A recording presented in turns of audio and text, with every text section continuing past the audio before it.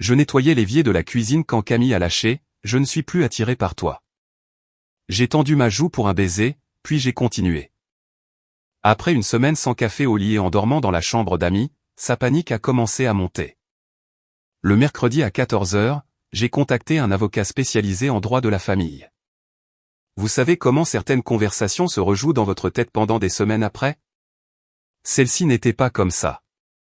Celle-ci, je savais qu'elle resterait gravée dans mon esprit au moment même où elle s'est produite. Je raclais les restes de spaghettis dans le broyeur à déchets quand elle m'a frappé avec ça, sans avertissement, sans préambule, juste boum, je ne suis plus attiré par toi.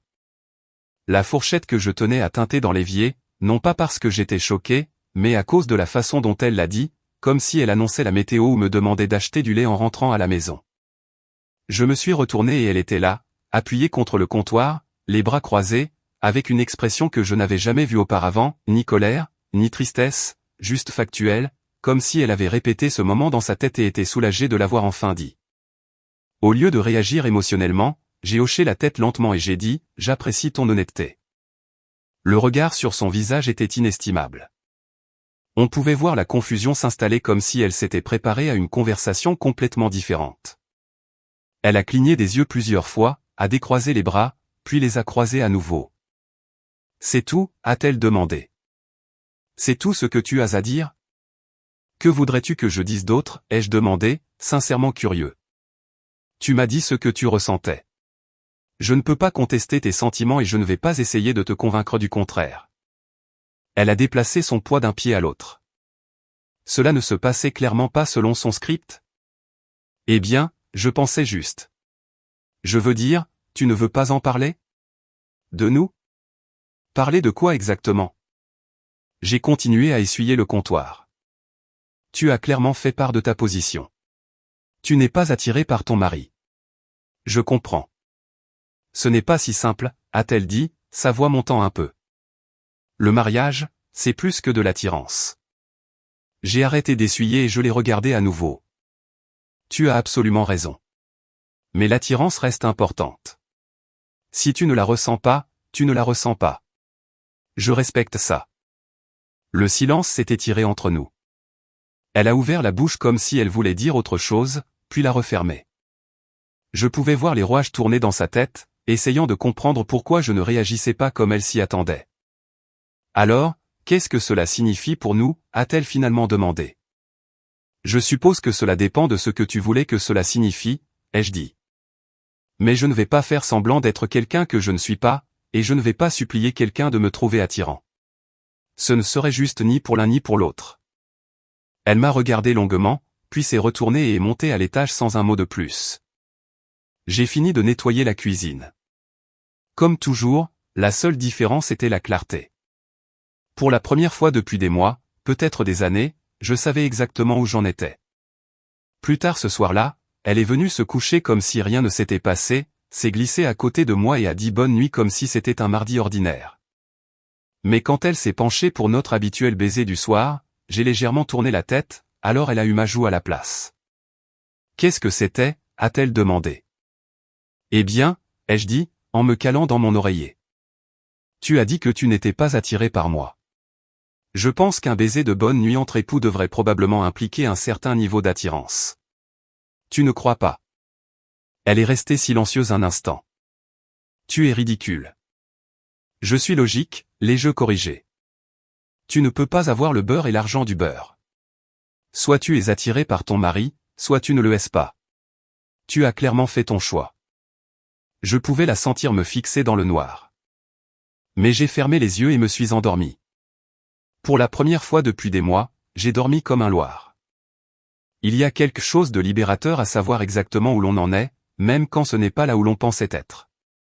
Le lendemain matin, je me suis levé à mon heure habituelle, je me suis habillé et je suis descendu pour faire du café. Normalement, je lui aurais apporté une tasse au lit. Elle adorait ce petit geste, disant toujours que c'était l'une de ses parties préférées de la matinée, mais alors que je me tenais là avec la tasse fumante à la main, ces mots de la veille ont résonné dans ma tête. J'ai pris mon café et je me suis assis à la table de la cuisine à la place. Quand elle est descendue 20 minutes plus tard, elle a regardé autour d'elle comme si elle cherchait quelque chose. Pas de café ce matin, a-t-elle demandé, en se versant une tasse. Serre-toi, ai-je dit sans lever les yeux de mon téléphone. Le café est frais. Tu m'apportais toujours le café au lit. C'est à ce moment-là que je pensais que ma femme était attirée par moi, ai-je dit simplement. Maintenant, je sais où j'en suis. Elle est restée là, tenant sa tasse, me regardant comme si j'avais une deuxième tête. Tu vas vraiment être comme ça? Comme quoi, ai-je demandé en levant finalement les yeux. Je te traite exactement comme quelqu'un traiterait une personne qui n'est pas attirée par elle, avec respect, mais sans l'intimité qui vient avec une attirance mutuelle. Ce n'est pas, a-t-elle commencé, puis s'est arrêtée. Ce n'est pas ce que je voulais dire. Alors peut-être devrais-tu réfléchir plus attentivement à ce que tu veux vraiment dire, ai-je dit en me levant pour rincer ma tasse dans l'évier. Parce que je te prends au mot. J'ai attrapé mes clés de voiture et me suis dirigé vers la porte. Passe une bonne journée, ai-je lancé par-dessus mon épaule, de la même manière que je le dirais à n'importe quel colocataire. Quand je suis rentré du travail ce soir-là, elle m'attendait dans le salon comme si elle était assise là depuis des heures. La conversation qui a suivi a donné le ton à tout ce qui a suivi. Elle était assise sur le canapé quand je suis entré, toujours dans ses vêtements de travail, les mains jointes sur ses genoux comme si elle se préparait à une discussion sérieuse. J'ai hoché la tête en guise de bonjour et me suis dirigé directement vers la cuisine pour commencer le dîner. Le même rituel que toujours. Nous devons parler, a-t-elle appelé. De quoi, ai-je demandé, en sortant les ingrédients du réfrigérateur. De la nuit dernière, de ce matin, de ce que tu faisais. J'ai commencé à couper des légumes pour un sauté. Je prépare le dîner. La même chose que je fais tous les mercredis. Elle est apparue dans l'embrasure de la porte de la cuisine. Tu sais ce que je veux dire. L'histoire du café, l'histoire du baiser. Tu agis différemment. Différemment? Comment, ai-je demandé sans lever les yeux de la planche à découper. Distant. Froid. J'ai posé le couteau et me suis tourné pour lui faire face. Je te traite exactement comme je traiterais quelqu'un qui m'a dit ne pas être attiré par moi, avec courtoisie et respect, mais sans les gestes intimes qui devraient exister entre des personnes attirées l'une par l'autre. Mais je n'ai jamais dit que je voulais que ces choses s'arrêtent. Tu n'as pas eu à le faire, ai-je dit en me retournant vers mes légumes. Si tu n'es pas attiré par moi, alors les gestes intimes seraient inappropriés. Je suis juste prévenant envers tes sentiments. Elle s'est déplacée inconfortablement dans l'embrasure de la porte. Tu déformes mes mots. Je ne déforme rien. Tu as fait une déclaration claire sur tes sentiments. Je respecte cette déclaration. J'ai jeté les légumes dans la poêle chaude. Préférerais-tu que j'ignore ce que tu m'as dit et que je continue à agir comme quelqu'un que tu trouves attirant? C'est plus compliqué que ça. Est-ce le cas, ai-je demandé. Parce que cela me semble assez simple. Tu n'es pas attiré par ton mari. Ton mari a ajusté son comportement en conséquence. Simple cause à effet. Le dîner était prêt en 15 minutes. J'ai dressé 2 assiettes, les ai posées sur la table et me suis assis pour manger. Elle m'a rejoint après un instant, mais continuait à me jeter des regards comme si elle attendait que je sorte de mon rôle. Alors, quel est le plan ici, a-t-elle demandé à mi-chemin du repas. Plan pourquoi? Pour nous. Pour ça, elle a fait un geste entre nous. Vas-tu juste me traiter comme une colocataire pour toujours? J'ai posé ma fourchette et les regardé droit dans les yeux. Dis-moi. C'est toi qui as établi les paramètres de cette relation. J'opère simplement dans ces paramètres. J'ai été honnête à propos de mes sentiments. Je pensais que tu voulais de l'honnêteté. Je veux de l'honnêteté et je l'ai eu. Maintenant, tu reçois de l'honnêteté en retour. J'ai pris une autre bouchée.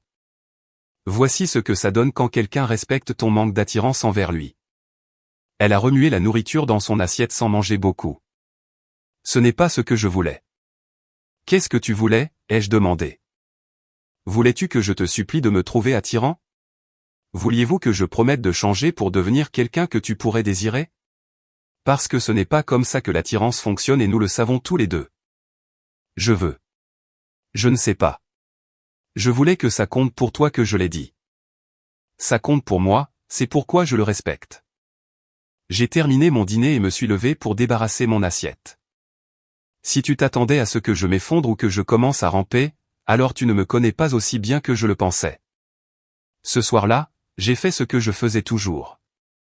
J'ai regardé Netflix, lu, m'occuper de quelques petites choses dans la maison.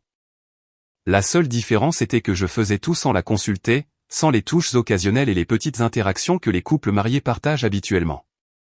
Quand elle a essayé de se blottir contre moi sur le canapé pendant un film, je me suis subtilement éloigné. Sérieusement, a-t-elle dit. Voudrais-tu que quelqu'un qui ne t'attire pas te touche, ai-je demandé, les yeux rivés sur l'écran. Ce n'est pas la même chose, n'est-ce pas? Si l'attirance n'est pas mutuelle, alors le contact physique devient tout autre chose.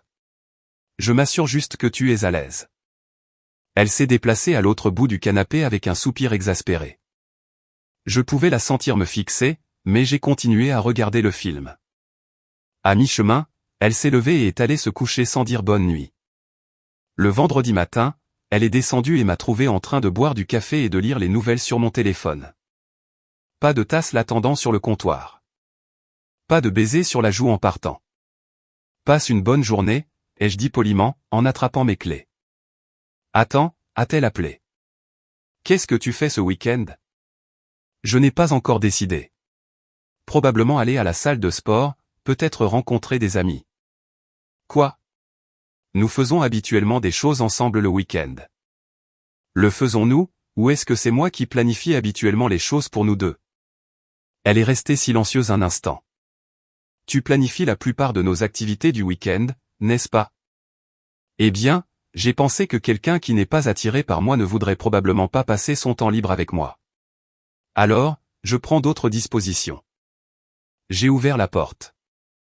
N'hésite pas à faire tes propres projets. Le dimanche soir, la maison semblait différente.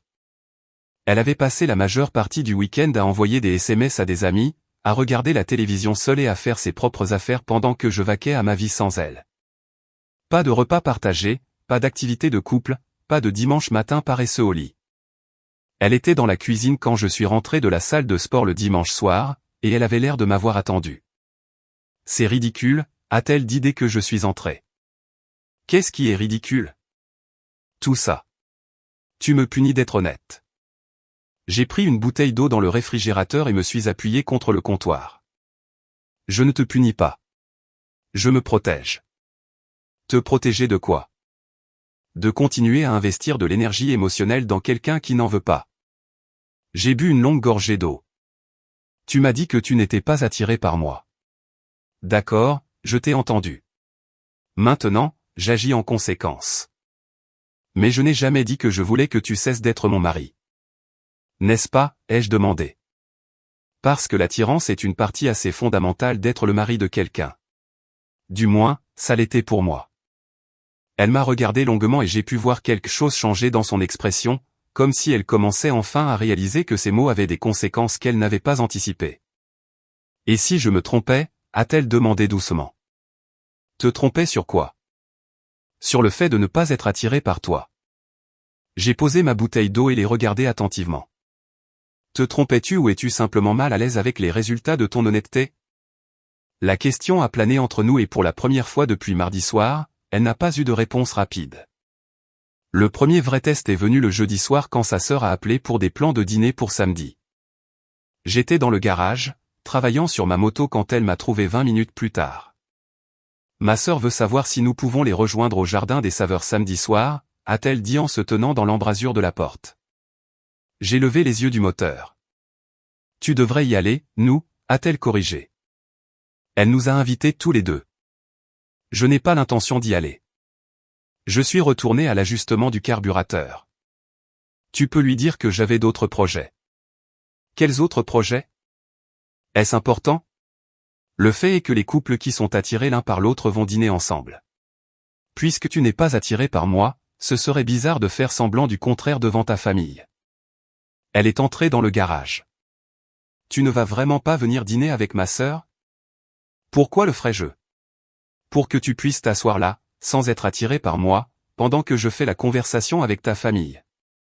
Cela semble inconfortable pour tout le monde. C'est fou. Tu es mon mari. J'ai arrêté de travailler et je l'ai regardé. Suis-je? Parce que les maris et les femmes sont généralement attirés l'un par l'autre. Tu as clairement indiqué que ce n'était pas le cas ici. Alors, Qu'est-ce que je suis exactement? Elle a ouvert la bouche, puis l'a refermée. Tu ou nous sommes légalement mariés, bien sûr. Mais qu'est-ce que cela signifie s'il n'y a pas d'attirance? Nous sommes des colocataires avec un compte bancaire partagé et des papiers légaux. Ce n'est pas vrai, n'est-ce pas? J'ai essuyé mes mains sur un chiffon. Nomme une chose qui nous sépare des colocataires, étant donné ton manque d'attirance envers moi. Elle est restée silencieuse pendant un long moment. Nous partageons un lit. Le faisons-nous? Parce que j'y ai pensé. Il me semble inapproprié que quelqu'un qui n'est pas attiré par moi partage un lit avec moi. Je devrais probablement déménager dans la chambre d'amis. La couleur a fui son visage. Tu veux dormir dans des chambres séparées? Je pense que cela a du sens. Tu ne devrais pas avoir à partager un espace intime avec quelqu'un que tu ne trouves pas attirant. Ce ne serait pas juste pour toi. Elle m'a regardé comme si j'avais suggéré de brûler la maison. Tu ne peux pas être sérieux. Je suis tout à fait sérieux. En fait, je déménagerai mes affaires ce soir. Pour te donner l'espace dont tu as besoin. Ce soir-là, j'ai transféré mes vêtements dans la commode de la chambre d'amis pendant qu'elle me suivait dans la maison comme un chiot perdu.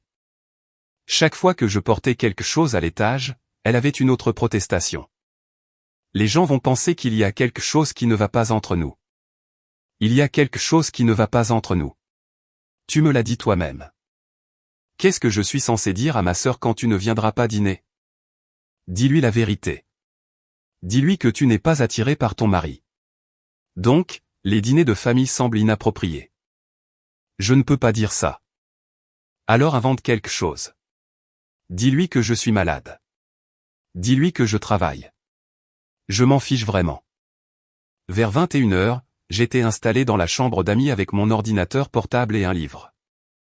Elle est apparue dans l'embrasure de la porte, l'air perdu. C'est insensé, a-t-elle dit. C'est logique, les jeux corrigés. Tout ce que je fais découle directement de ce que tu m'as dit mardi soir. Mais les couples règlent les problèmes. Ils n'abandonnent pas. Quel problème réglons-nous exactement? Ton manque d'attirance envers moi, parce que ce n'est pas vraiment quelque chose que nous pouvons résoudre par une conversation. J'ai levé les yeux de mon livre. On ne peut pas négocier l'attirance. Le vendredi matin, elle m'attendait dans la cuisine quand je suis descendu pour prendre mon café. Elle était manifestement réveillée depuis un moment, assise à la table, les mains autour d'une tasse vide. J'ai appelé ma sœur, a-t-elle dit sans me regarder. Bien. J'espère que tu passeras un bon dîner. Je lui ai dit que tu ne pouvais pas venir parce que tu ne te sentais pas bien. Bon choix. Beaucoup plus facile que d'expliquer la vérité. Elle m'a finalement regardé. Est-ce ce que tu veux? Des chambres séparées, des vies séparées, tout séparé. J'ai versé mon café et me suis assis en face d'elle. Ce que je veux n'a pas vraiment d'importance ici. Tu as établi les limites de cette relation quand tu m'as dit que tu n'étais pas attiré par moi. Je ne fais que respecter ces limites. Mais tu es mon mari. Tu continues à le dire. Mais qu'est-ce que cela signifie pour toi? Parce que cela commence à sonner comme si tu voulais tous les avantages d'avoir un mari sans l'attirance qui vient habituellement avec le mariage. Ce n'est pas, a-t-elle commencé, puis s'est arrêtée. N'est-ce pas? Tu veux que je t'apporte le café au lit, que je planifie nos week-ends, que j'aille au dîner de famille, que je partage une chambre, mais tu n'es pas attiré par moi. Comment cela peut-il être juste pour l'un ou l'autre d'entre nous? Elle est restée silencieuse pendant un long moment, fixant sa tasse vide. Je ne sais pas ce que je veux. Eh bien, quand tu le sauras, fais-le-moi savoir. D'ici là, je continuerai à te traiter comme n'importe qui traiterait une personne qui n'est pas attirée par elle. Ce week-end-là, elle semblait la plus seule qu'elle ait jamais été. Elle est allée dîner seule avec sa sœur et est rentrée tôt, passant le dimanche à errer dans la maison comme si elle cherchait quelque chose qu'elle avait perdu. J'ai gardé ma routine normale, suis allé à la salle de sport, et déjeuné avec un ami, et travaillé sur la moto. Le dimanche soir, elle a frappé à la porte de la chambre d'amis et est entrée quand je l'ai appelée. Elle s'est assise sur le bord du lit, regardant autour de la pièce comme si elle ne l'avait jamais vue auparavant. Combien de temps comptes-tu dormir ici? Aussi longtemps qu'il le faudra. Aussi longtemps que quoi? J'ai fermé mon ordinateur portable et lui ai accordé toute mon attention. Aussi longtemps qu'il faudra pour que nous acceptions tous les deux la réalité de cette situation. Tu n'es pas attiré par moi. Cela change tout dans la façon dont nous interagissons. Et si j'avais fait une erreur? En as-tu fait une? Parce que mardi soir, tu semblais plutôt certaine de tes sentiments. Elle a fait tourner son alliance autour de son doigt. Peut-être que j'étais en colère. Peut-être que j'ai dit quelque chose que je ne pensais pas. Étais-tu en colère à propos de quelque chose de spécifique? Je ne sais pas. Peut-être que tout est flou maintenant. Je me suis penché en arrière contre la tête de lit. Voici le problème. Que tu sois en colère ou non, que tu l'aies voulu ou non, tu l'as dit. Et une fois que ces mots sont prononcés, ils changent les choses. Je ne peux pas faire semblant de ne pas les avoir entendus. Alors, qu'est-ce que cela signifie? Cela signifie que je ne vais pas passer ma vie à me demander si ma femme me veut vraiment ou si elle fait juste semblant parce que c'est plus facile que d'affronter la vérité. Elle est restée assise plusieurs minutes sans rien dire. Finalement, elle s'est levée et s'est dirigée vers la porte. Ta sœur a appelé pendant que tu étais sorti, ai-je dit doucement. Elle veut savoir si tu te sens mieux. Qu'est-ce que tu lui as dit? Que tu étais toujours souffrante. Elle s'est arrêtée dans l'embrasure de la porte. Elle a dit de te dire qu'elle espère que tu te sentiras mieux bientôt. Après son départ, je suis resté là à penser à la facilité avec laquelle j'avais disparu de sa vie. Une conversation et soudain j'étais souffrant au lieu d'être son mari. La transition de partenaire intime à excuse commode avait pris moins d'une semaine. Le lundi matin, j'ai repris ma routine. Café seul, un rapide au revoir, une journée de travail normale. Mais quand je suis rentré ce soir-là, quelque chose avait changé. Elle était assise à la table de la cuisine avec des papiers étalés devant elle, et elle avait l'air d'avoir pleuré. Les papiers sur la table étaient des relevés de cartes de crédit et de banque. Elle a levé les yeux quand je suis entré, les yeux rouges et gonflés. Nous devons parler des finances, a-t-elle dit. J'ai posé mes clés et tiré la chaise en face d'elle. De quoi? Eh bien, si nous vivons comme des colocataires maintenant, j'ai pensé que nous devrions partager les dépenses comme des colocataires. Elle a poussé un morceau de papier vers moi. J'ai tout calculé. Hypothèque, charges, courses, assurance. Ta moitié s'élève à environ 1100 € par mois. J'ai regardé le papier, puis elle. Intéressant timing pour cette conversation. Qu'est-ce que tu veux dire? Je veux dire, nous sommes mariés depuis 6 ans, et tu n'as jamais suggéré de partager les dépenses équitablement. Mais maintenant, après une semaine où je te traite comme quelqu'un qui n'est pas attiré par moi, soudain tu veux parler d'argent. Elle s'est déplacée sur sa chaise. Si nous n'agissons plus vraiment comme un couple marié, alors nous ne devrions pas non plus avoir les finances d'un couple marié. C'est juste. J'ai sorti mon téléphone et j'ai ouvert l'application calculatrice. Faisons ça correctement alors. Tu gagnes environ 60% de ce que je gagne. Par conséquent, selon les normes de colocataire, tu paierais 60% des dépenses partagées. Ce qui porte ta part à environ 1700 € par mois. Son expression confiante a vacillé. Ce n'est pas. Je voulais le partager équitablement. Pourquoi? Les colocataires partagent généralement les dépenses en fonction des revenus. C'est la manière équitable de le faire. Je lui ai montré mon calcul. À moins que tu ne penses que la personne qui gagne moins devrait payer plus. Cela semble déraisonnable. Elle a fixé les chiffres sur l'écran de mon téléphone. Je ne peux pas me permettre 1700 € par mois. Alors peut-être devrions-nous repenser cet arrangement de colocataire que tu proposes. J'ai rangé mon téléphone. Ou peut-être devrais-tu considérer que les couples mariés partagent les dépenses parce qu'ils construisent une vie ensemble, pas seulement cohabitent. Tu es mesquin. Je suis cohérent. Tu veux changer la nature fondamentale de notre relation, mais tu ne veux changer que les parties qui te bénéficient. Ce n'est pas comme ça que ça marche. Elle a froissé ses calculs de dépenses et les a jetés de côté. Bien, oublions l'argent. Déjà oublié. Au cours des jours suivants, elle a essayé une approche différente. Soudain, elle s'est intéressée à tout ce que je faisais. Quand je suis rentré de la salle de sport, elle m'a posé des questions détaillées sur mon entraînement. Quand j'ai fait des projets avec des amis, elle a laissé entendre qu'elle voulait se joindre à moi. Quand j'étais dans le garage, elle a trouvé des excuses pour venir me regarder. Le jeudi soir, elle est apparue dans le garage, vêtue d'une robe que je n'avais pas vue depuis des mois et tenant 2 bières. J'ai pensé que tu voudrais peut-être boire un verre, a-t-elle dit, s'appuyant contre mon établi. J'ai accepté la bière et j'ai pris une gorgée. Merci. Elle s'est approchée. Tu passes beaucoup de temps ici ces derniers temps. La moto a besoin de travail. Peut-être que je pourrais aider. Elle s'est rapprochée encore plus. Je pourrais te passer des outils ou quelque chose. Je l'ai regardé droit dans les yeux. Je pensais que tu n'étais pas attiré par moi. A-t-elle commencé, puis s'est arrêtée. Une femme ne peut-elle pas passer du temps avec son mari? Peut-être, mais la semaine dernière, tu as clairement indiqué que l'attirance était un problème pour toi. Maintenant, tu es là, en robe, à boire de la bière, debout très près de quelqu'un qui ne t'attire pas. Cela semble contradictoire. Elle a reculé légèrement. J'essaie juste d'être gentille. Ou tu essaies de manipuler la situation. Je suis retourné à mon travail. Si tu es réellement attiré par moi, alors dis-le. Si tu ne le es pas, alors ce comportement est inapproprié pour nous deux. Tu es impossible, a-t-elle dit, prenant sa bière et repartant dans la maison. Le vendredi soir, elle a essayé à nouveau. Je regardais un film dans le salon quand elle est descendue dans ses vêtements de nuit. Ça te dérange si je te rejoins, a-t-elle demandé, s'installant sur le canapé à côté de moi sans attendre de réponse.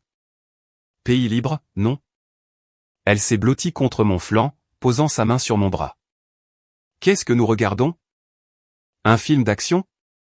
Probablement pas ton truc. J'aime les films d'action. Sa main a bougé légèrement. J'ai mis le film en pause et je l'ai regardé. Qu'est-ce que tu fais? Rien. Juste regarder un film avec mon mari. Le mari qui ne t'attire pas? Je n'ai jamais dit que je n'étais pas attiré par toi. Oui, tu l'as dit. Mardi soir dans la cuisine. Mot pour mot, je ne suis plus attiré par toi. Elle est restée silencieuse un instant. Peut-être que je me suis trompé. Peut-être. Certainement. Je ne sais pas. C'est déroutant. J'ai doucement retiré sa main de mon bras. Voici ce qui est déroutant. Mardi soir, tu étais certaine de ton manque d'attirance.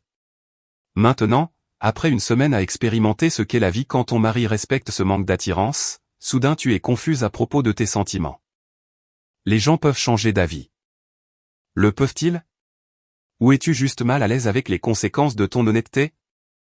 Elle s'est redressée. Pourquoi tout doit-il être si analytique avec toi? Ne pouvons-nous pas juste essayer de nous connecter? Nous connecter comment? Par un contact physique avec quelqu'un qui ne t'attire pas. Ce n'est pas une connexion. C'est du désespoir. Son visage est devenu rouge. Je ne suis pas désespéré. Alors explique ça. J'ai fait un geste vers sa tenue, sa position sur le canapé. Explique pourquoi tu es soudainement si intéressé par le contact physique avec quelqu'un que tu prétends ne pas t'attirer. Elle s'est levée brusquement. Tu sais quoi? Tu as raison. C'est inutile maintenant. Es-tu heureux? Elle est montée à l'étage en colère et j'ai fini mon film en paix. Le samedi matin, elle a essayé une stratégie différente. Je l'ai trouvée dans la cuisine en train de faire des crêpes à partir de zéro, toujours en pyjama, fredonnant pendant qu'elle cuisinait. Bonjour, a-t-elle dit joyeusement quand je suis apparu.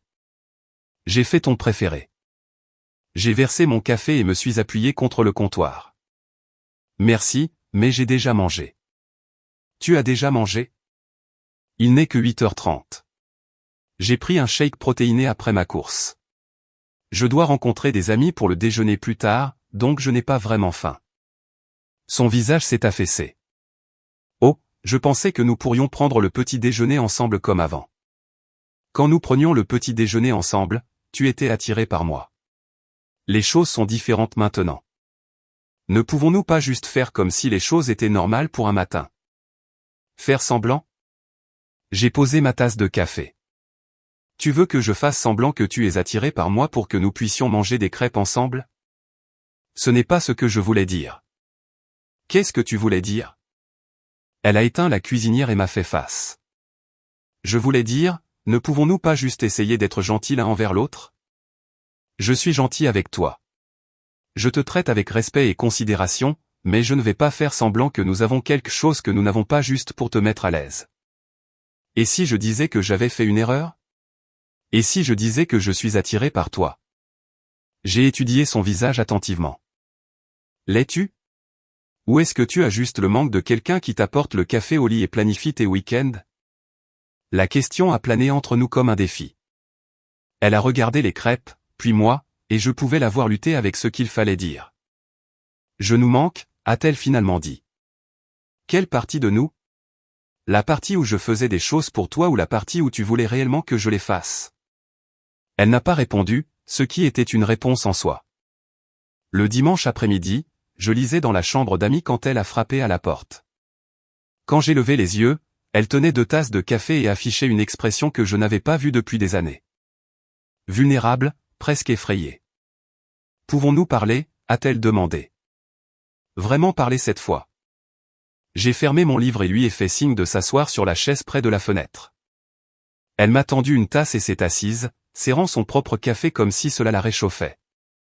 J'ai réfléchi à ce que tu as dit, a-t-elle commencé, à propos de nous manquer contre ce que tu faisais pour moi. Et je pense que tu as peut-être raison. Elle a pris une inspiration tremblante. Je crois que je m'y suis habitué.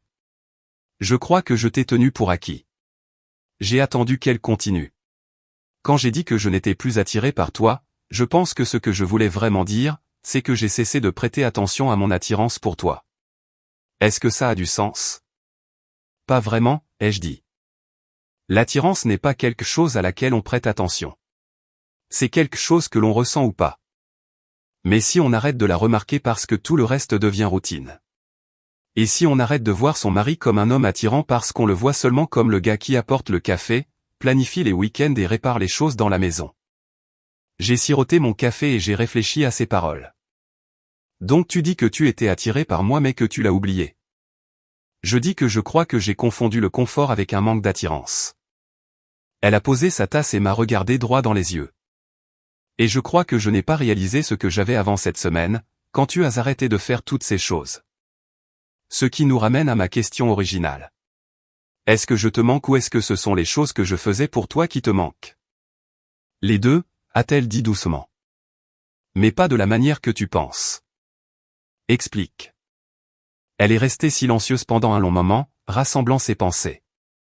Quand tu as arrêté de m'apporter le café, j'étais agacé. Quand tu as arrêté de planifier nos week-ends, j'étais frustré. Quand tu as emménagé dans cette chambre, j'étais en colère. Mais quelque part autour du 4e jour, quelque chose a changé. Qu'est-ce qui a changé? J'ai recommencé à te regarder vraiment, à te voir au lieu de simplement m'attendre à ce que tu sois là. Elle a fait tourner son alliance, et j'ai réalisé que tu étais exactement le même homme que j'ai épousé il y a 6 ans. Tu es toujours attirant, toujours intelligent, toujours drôle quand tu veux l'être. J'ai juste arrêté de le remarquer parce que je suis devenue paresseuse. J'ai étudié son visage, cherchant des signes que c'était une autre tentative de manipulation. Et quand cette révélation t'est-elle venue? Hier matin, quand tu es parti rencontrer tes amis et que j'étais dans la cuisine avec ces crêpes, réalisant que j'avais préparé le petit déjeuner pour quelqu'un qui n'avait plus aucune obligation de le manger avec moi parce que je suis quelqu'un qui ne t'attire pas. Parce que je t'ai dit que je n'étais pas attiré par toi, que ce soit vrai ou non. Elle s'est penchée en avant. Et à ce moment-là, j'ai réalisé à quel point j'étais incroyablement stupide. Pourquoi stupide? Parce que j'ai jeté quelque chose de réel pour quelque chose qui n'était même pas vrai. Je me suis convaincu que je n'étais pas attiré par toi parce que c'était plus facile que d'admettre que j'étais devenue paresseuse dans notre mariage. J'ai posé ma tasse de café. Donc, tu étais attiré par moi. Oui. Depuis quand? Elle a semblé confuse. Qu'est-ce que tu veux dire? Je veux dire, quand es-tu redevenu attiré par moi? Mardi soir, tu étais certaine que non. Aujourd'hui, tu es certaine que oui. Qu'est-ce qui a changé entre mardi et dimanche? La question l'a clairement mise mal à l'aise. Je t'ai dit que j'ai recommencé à faire attention. Ou tu as commencé à regretter les avantages d'être marié à quelqu'un qui était attiré par toi. Ce n'est pas juste. N'est-ce pas? Parce que de là où je suis, il semble que tu n'aies redécouvert ton attirance pour moi qu'après avoir vécu une semaine sans elle. Elle est restée silencieuse pendant plusieurs minutes. Quand elle a repris la parole, sa voix était plus douce. Et si c'est vrai? Et si je n'apprécie que quand je suis en train de te perdre? Est-ce que cela le rend moins réel? C'était une question juste et j'ai pris le temps d'y réfléchir. Cela le rend conditionnel, ai-je finalement dit. Cela rend ton attirance dépendante de mon comportement envers toi plutôt que de qui je suis en tant que personne. Mais l'attirance n'est-elle pas conditionnelle dans une certaine mesure? L'attirance physique peut-être. Mais nous parlons de quelque chose de plus profond que cela. Nous parlons de savoir si tu veux réellement être marié à moi ou si tu veux juste être marié à ce que je fournis. Elle a fixé ses mains. Je ne sais pas comment répondre à ça. Alors permets-moi de te poser une autre question. Si je recommençais à t'apporter le café au lit, à planifier nos week-ends et à dormir dans notre lit, combien de temps avant que tu ne le tiennes à nouveau pour acquis? Je ne le ferai pas. Comment sais-tu? Parce que cette semaine m'a montré ce que j'ai à perdre. Mais tu ne l'as appris qu'après que je me sois retiré. Que se passe-t-il lorsque la leçon s'estompe? Que se passe-t-il dans 6 mois quand le café au lit redevient une routine? Elle n'avait pas de réponse à cela et nous le savions tous les deux. Voici ce que je pense, ai-je dit en me levant. Je pense que le mariage te manque. Je pense que tu regrettes d'avoir un mari qui fait des choses pour toi et avec toi. Mais je ne pense pas que je te manque spécifiquement. Ce n'est pas vrai. Prouve-le. Comment? Je me suis approché de la fenêtre et j'ai regardé le jardin. J'ai réfléchi à cette situation pendant plus d'une semaine maintenant. À ce que cela signifie, où cela mène, quelles options nous avons pour l'avenir, et je pense que nous devons être honnêtes sur ce qu'est devenu ce mariage. Je me suis retourné pour lui faire face. Nous avons été des colocataires prétendant être des époux depuis un moment maintenant. Ton commentaire sur l'attirance n'a fait que mettre cette réalité en lumière. Alors, qu'est-ce que tu dis? Je dis que je pense qu'il est temps d'arrêter de faire semblant. La couleur a fui son visage. Tu veux un divorce? Je veux être marié à quelqu'un qui veut être marié à moi. Pas à quelqu'un qui veut être marié à l'idée de moi ou à la commodité de moi, mais à moi. Je veux être marié à toi. Le veux-tu? Ou veux-tu juste éviter les complications de ne pas être marié à moi? Elle a ouvert la bouche pour répondre, puis l'a refermée. Le silence s'est étiré entre nous. J'ai contacté un avocat spécialisé en droit de la famille vendredi, ai-je dit doucement. Tu as fait quoi? J'ai pris rendez-vous pour mercredi à 14h juste pour comprendre nos options. Elle s'est levée si vite que sa chaise a failli basculer. Tu ne peux pas être sérieux. Je suis très sérieux, car que tu le réalises ou non, nous vivons déjà comme si nous étions divorcés. Nous ne l'avons juste pas encore officialisé. Mais je t'ai dit que j'avais fait une erreur. Je t'ai dit que je suis attiré par toi après une semaine à regretter ce que j'apportais à ta vie. Ce n'est pas la même chose que de me vouloir dans ta vie. Si, ça l'est. Non, ai-je dit fermement. Ce n'est pas le cas. Et tant que tu ne comprendras pas la différence, nous n'avons rien sur quoi construire. Je me suis dirigé vers la porte, puis j'ai fait une pause. Le rendez-vous est à 14h mercredi. Si tu veux sauver ce mariage, tu as jusqu'à ce moment-là pour déterminer si tu veux réellement être marié à moi ou si tu veux juste être marié. Je l'ai laissée assise dans la chambre d'amis, fixant l'espace vide où j'avais été. Pour la première fois depuis plus d'une semaine, j'avais l'impression d'avancer au lieu de stagner.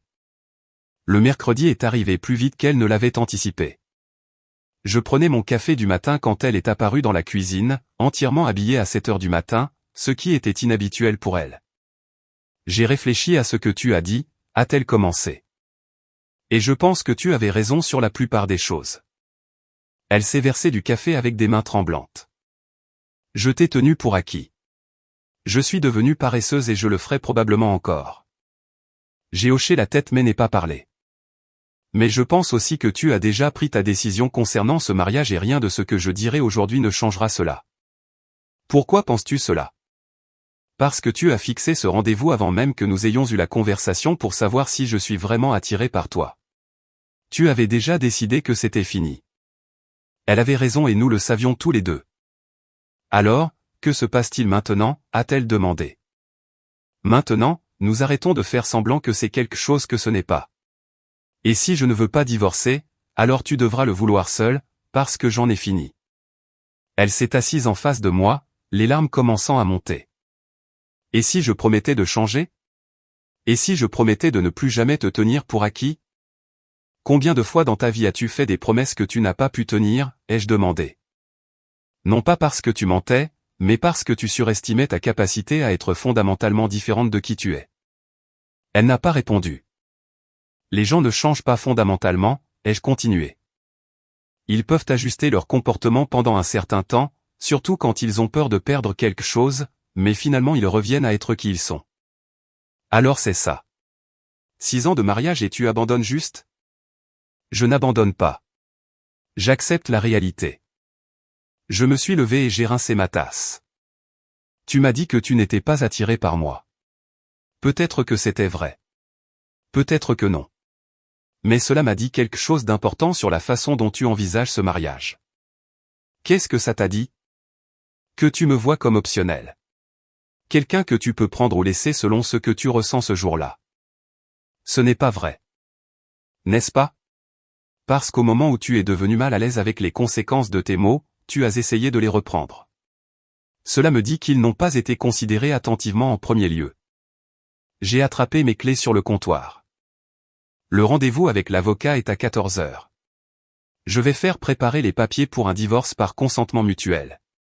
Nous pouvons tout partager équitablement et continuer nos vies. Et si je ne les signe pas? Alors cela devient contentieux et cela prend plus de temps, mais le résultat final est le même. Elle m'a suivi jusqu'à la porte. A-t-il quelque chose que je puisse dire pour te faire changer d'avis? Tu aurais pu dire que tu étais attiré par moi et le penser. Tu aurais pu le dire avant de commencer à perdre les avantages d'être marié à moi, mais tu ne l'as pas fait. Je le dis maintenant. Maintenant, tu dis ce que tu penses que je veux entendre. Ce n'est pas la même chose. J'ai ouvert la porte, puis j'ai fait une pause. Pour ce que ça vaut, j'espère que tu trouveras quelqu'un qui t'excite vraiment. Quelqu'un que tu n'auras pas besoin de te rappeler d'apprécier. Et moi? Je vais bien. Il s'avère qu'il y a plein de gens dans le monde qui n'ont pas besoin de réfléchir à 2 fois pour savoir s'ils sont attirés par moi. 3 mois plus tard, le divorce était prononcé. Elle a gardé la maison. J'ai pris ma moto et suffisamment d'argent pour prendre un nouveau départ. Le processus a été remarquablement rapide une fois qu'elle a réalisé que je ne bluffais pas. 6 mois plus tard, je l'ai rencontrée à Carrefour. Elle était dans le rayon des surgelés, l'air fatigué et environ 10 kilos de plus que lorsque nous étions mariés. Quand elle m'a vu, son visage a traversé environ 5 émotions différentes avant de se fixer sur une gaieté forcée. « Salut », a-t-elle dit, bloquant mon chemin avec son caddie. « Comment vas-tu ? » ?»« Bien. »« Et toi ? » ?»« Super. Vraiment super. Le travail est fou. Tu sais comment c'est. » Elle n'arrêtait pas de tripoter son annulaire même s'il n'y avait plus de bague. « Je voulais t'appeler. »« À propos de quoi ? » ?»« Juste pour parler de nous. »« De tout. » Elle a regardé autour d'elle comme pour s'assurer que personne n'écoutait. « Je pense que j'ai fait une énorme erreur. » J'ai doucement poussé son caddie pour le dégager de mon chemin. « Tu as pris la décision que tu pensais juste à l'époque. Mais je me suis trompé sur l'histoire de l'attirance. Je le réalise maintenant. » D'accord. Elle m'a regardé comme si elle attendait quelque chose de plus. C'est tout? Juste d'accord? Que voudrais-tu que je dise d'autre? Que je te manque? Que peut-être nous pourrions essayer à nouveau? Que tu penses à moi parfois? Je l'ai regardé attentivement. Le désespoir dans sa voix était difficile à manquer. J'espère que tu trouveras ce que tu cherches. Et si ce que je cherche, c'est toi? Alors tu aurais dû y penser avant de le jeter. Son visage s'est légèrement froissé. Ça a été vraiment dur. Les rencontres, c'est horrible. Les hommes de mon âge sont soit divorcés avec des bagages, soit ils n'ont jamais été mariés pour des raisons évidentes. Tous les bons sont pris. Je suis sûr que tu t'en sortiras. Vraiment? Parce que j'avais un homme bien et je l'ai gâché. Sa voix tremblait. Je compare tout le monde à toi maintenant. Tu sais à quel point c'est frustrant? Cela ressemble à un problème personnel. Elle a tressailli comme si je l'avais giflé. Tu es différent. Plus froid. Je suis exactement la même personne que j'ai toujours été. Tu me vois juste différemment maintenant que tu ne peux plus me tenir pour acquis. Je ne t'ai jamais tenu pour acquis. Si tu l'as fait, c'était tout le problème.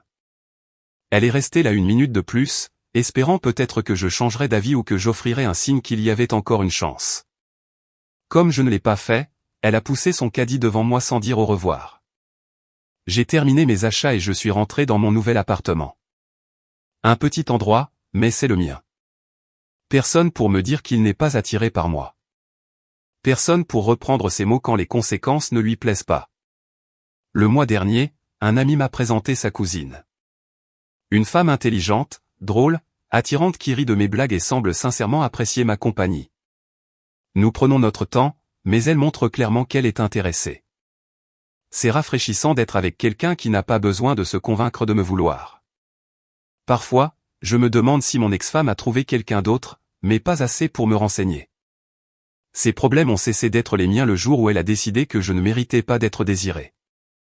Je fais exactement ce que je lui ai dit que je ferais. Je vais bien, même mieux que bien, en fait. Il s'avère qu'il y a tout un monde de gens qui n'ont pas besoin de réfléchir à 2 fois pour savoir s'ils sont attirés par moi. Commentaire, j'ai réfléchi à cette histoire et elle me rappelle à quel point le respect de soi affecte profondément toutes les relations dans nos vies. Je crois que nous méritons tous de nous sentir véritablement valorisés par la personne avec qui nous partageons notre vie. Établir des limites claires ne signifie pas être froid ou dur. Il s'agit de protéger sa propre paix et de montrer du respect aux 2 personnes impliquées. Parfois, la chose la plus gentille que nous puissions faire est d'affronter la réalité avec honnêteté au lieu de s'accrocher à quelque chose qui n'est plus juste. Prendre la responsabilité de notre propre bonheur est l'une des étapes les plus importantes vers une véritable guérison. J'ai appris que choisir le calme plutôt que la confusion mène souvent à de bien meilleures choses à l'avenir. Il est acceptable de prioriser votre bien-être émotionnel sans s'en sentir coupable. Vous êtes digne d'un amour qui semble mutuel, chaleureux et sans effort. J'espère que cela vous encouragera à réfléchir aux relations dans votre propre vie et où vous pourriez avoir besoin de limites plus solides. N'oubliez pas que vous méritez des connexions qui vous font vous sentir en sécurité, apprécié et vraiment désiré.